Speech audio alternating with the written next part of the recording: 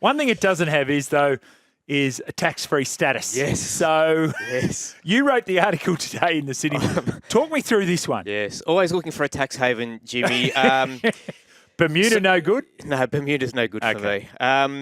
So I was at Rugby League Central yesterday when they unveiled their financial report, and there was a briefing from Andrew Abdo and from Peter V'landys. And Peter obviously spoke to the figures, and he called them a beautiful set of numbers, as we know. He was channeling Paul Keating, who was, I think that was in 1990, he was still treasurer at the time. I think it was a year before he came to the prime ministership. So he was waxing lyrical about that. And in the room were a couple of his media advisors.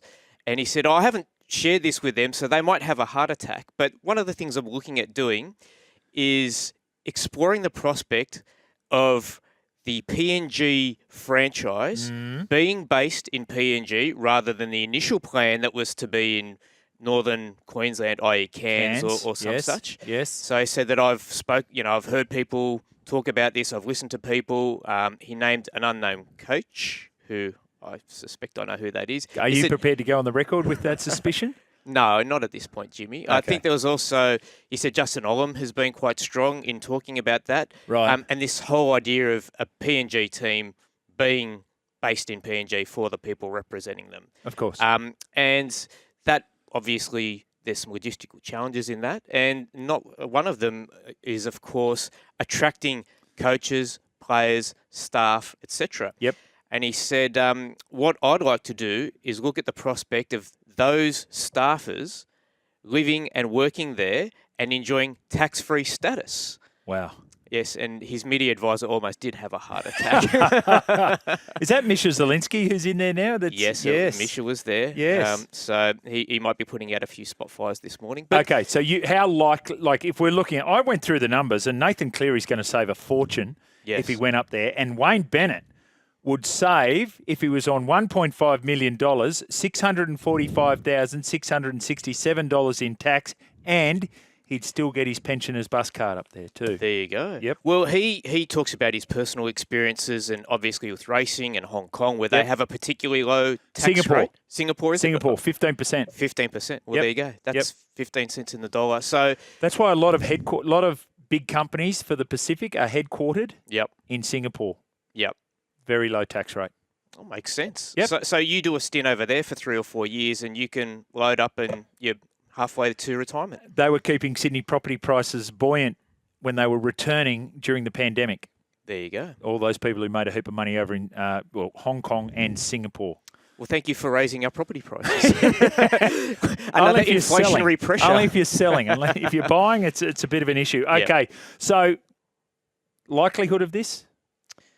I don't know, Jimmy. I mean, he's going to ask the question. I mean, people ask, what's the likelihood of us going to Vegas or coming back on March 28 or a race called the Everest, and the list goes on. And every time you shake your head and just go, that is never going to happen. And it's inevitably happened. You know what I reckon's played out? PNG hold all the aces when it comes to this negotiation, right? As George Costanza would say, they have hand. Yes. And they would have said, no, Cairns doesn't work for us. We need Port Moresby. Yep. So Port Moresby, they say, well, you've got to come here. And then you have to find another way around that issue. Yep. And the other thing, we've had a number of listeners say, give me Perth. Give me South Island.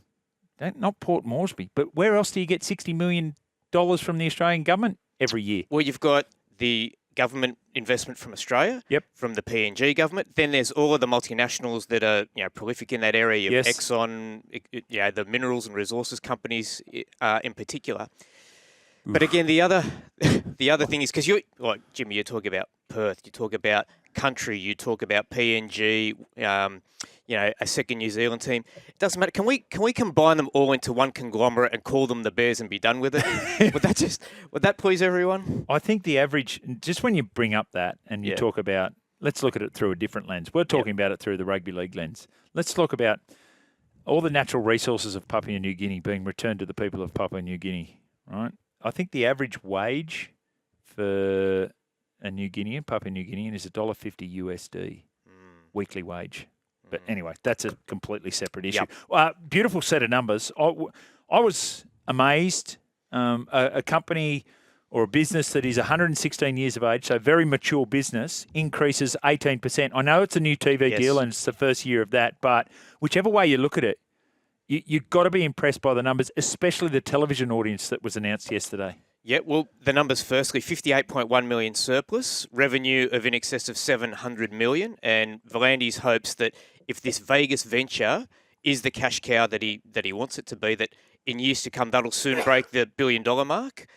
And the other beautiful set of figures that you speak of, Jimmy, is that, and we're excluding streaming, which can be at times hard to quantify. Very. If we're talking about pay-per-view numbers and free-to-air numbers, the NRL is claiming victory over the AFL, which is quite extraordinary. They say that we have more eyeballs in our sport, and that's the way they're marketing themselves to Americans. We're Australia's number one sport. Yeah, and well, the AFL would come out and say, well, hang on, we generate more revenue per annum, so that might make us number one. But most people watching on TV, that's a pretty good metric to take in your back pocket over there. Absolutely. And in terms of it's almost parity in terms of the number of games. I think the AFL have got maybe 3 or 4 more in the men's competition. Right. But with the women's, there's significantly more AFLW games, and yet the viewership is still higher in NRLW. Yeah.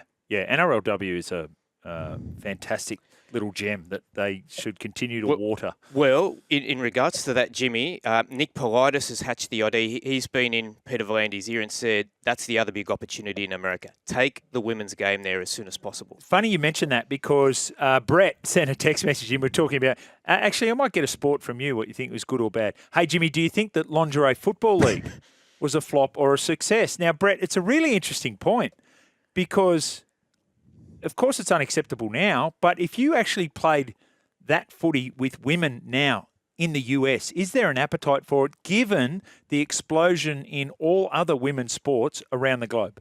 Forgetting the lingerie issue. Forget the lingerie. Just play them in normal. Has that folded some time ago? Yeah, 7 or 8 years ago. There was an Aussie girl played in it. She used to be... She was Canberra Raiders. Yes. Yeah. Can't think of her name. Yeah. But, absolutely. Yep. There's 50% of your market, all of a sudden more interested. Biggest growth area of the game. Totally, which growth area is really interesting. Hey, Adam Reynolds, looks like he's done the deal. He's going to extend 2025, not sure. They say he's taken a little price hit, a 1-year extension. He'll be 34 years of age in July. But then the talk is, he's stick around and have a job at the Broncos. It's like, hang on a minute. Well, how does that work out with the salary cap? I'm not sure if the salary cap auditor would approve of that. But look, I think that he's obviously indicating an interest to stay in football post-football. The other interesting thing, having just signed a new deal, is that South Sydney, of course, balked at re-signing Reynolds on a long-term deal because of his apparent fitness or health issues. And he continues to kick on. And I think his manager also used it as a little bit of a backhander at South just to say, well, a lot of those things that were coming out about his supposed ailments were not on the money. Okay, Steve Gillis, a long-time manager, said all the talk about Adam's body at South was rumour and innuendo. Some people tried to discredit him, but Adam knows what he is capable. Here's the other way that I would look at it too. So I would suggest too, someone like Adam Reynolds, when you leave a club like that, there's a level of disappointment associated with that, right? He grew up around the corner from Redfern Oval. He won a premiership with them. He wanted to continue to play there. He wanted 2 years. They only wanted to give him 1. He ended up getting 3 at the Broncos. And that makes you change your ways too. If someone tells you, hey, mate, your preparation, your physical preparation not quite good enough.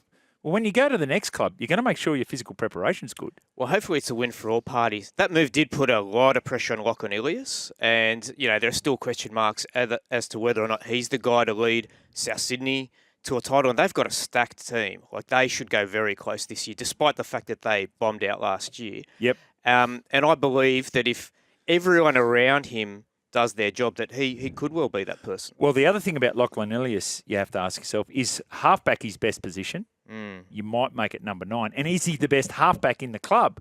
Because you could almost say, well, Cody Walker, you play 7. Jack Whiten, 6. Jack Whiten, 6. Latrell Mitchell, 6. These are good problems to have. True. Yes. Absolutely. I mean, you can lose a guy like Campbell Graham, and then you can be gaining a centre like Jack Whiten. It's not bad, is it? Not bad. And he'll be back halfway through the year too, Campbell Graham. We think we're really excited about what we've got here in the studio, right? But it's not the happiest place on earth. The happiest place on earth is Disneyland. Yes. Adrian, and you have some breaking news around Disneyland for us. Well, our correspondent for the Herald, who's on the ground, our Disneyland correspondent, yes, is Michael Shamus, and right. he just did a story saying that some of the South players would like to avail themselves of the opportunity of going to Disneyland. Right. And we know that there's so much GPS and sports science and data that goes into training loads and the like. Now, get a load of this, Jimmy. Yes. They're concerned that if Damien Cook, for instance, goes over there... Beach sprinter. The beach sprinter goes and he's on all of the rides and he's there with his family and with his bub and takes them on stuff, that he might overexert himself. Because it could be as many as 20,000 steps when you're going from amusement ride to the other. So what they're saying is that we want him in a mobility scooter to help him get around and make sure this is good. that he doesn't overburden himself and burn out too early in Vegas. So if you see huge people getting around Disneyland, the happiest place on earth, and they look familiar, yes, it could well be that. I've been to Disneyland. They shut it. So we usually stay there till 10 o'clock, right, just to get all the rides. But they shut it early because there was a big corporate function. So we had to get in the rides as many as we could early. It's a tough day on the league. And the other thing, when we were playing footy back in the day, Shawnee Garlick used to always talk about going to the Easter show. So you had to be really careful about how you timed it.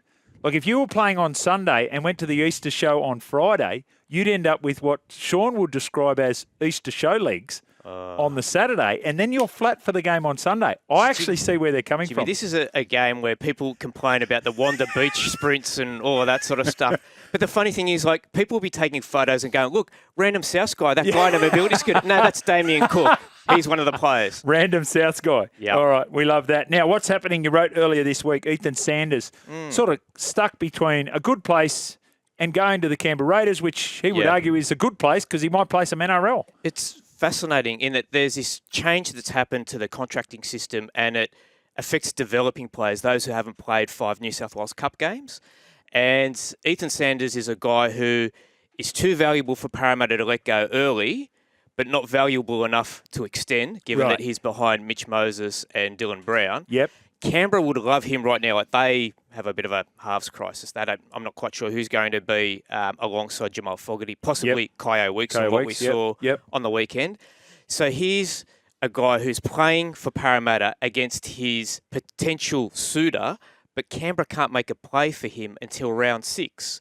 And we're talking about a guy who was the New South Wales under-19s half at State of Origin level. Did you watch him in that game? I'm going to go way out on a limb. Pretty ordinary. At times. You thought he was ordinary? Yeah, I thought that they went to him early and then my watching of the game, they didn't go there very often. They went the other way. And he had a couple of kicks. There was one that didn't find touch and one that went out on the full. But the point is he can play, Jimmy. I thought he was Lockyer-esque, not in the manner that he played, but his kicking game. Yeah.